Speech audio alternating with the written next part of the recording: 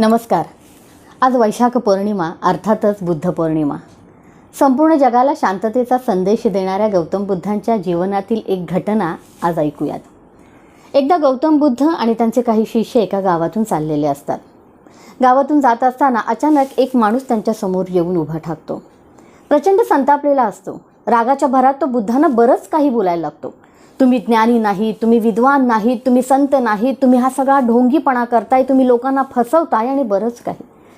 तो इतका संतापलेला असतो की त्यावेळी तो गौतम बुद्धांना शिव्यासुद्धा देतो. गौतम बुद्ध मात्र शांतपणे हे सारं ऐकत असतात. पण त्यांच्यासोबत असलेल्या शिष्यांना मात्र हा प्रकार सहनच होत नाही. ते त्याच्या अंगावर धावून जाऊ लागतात.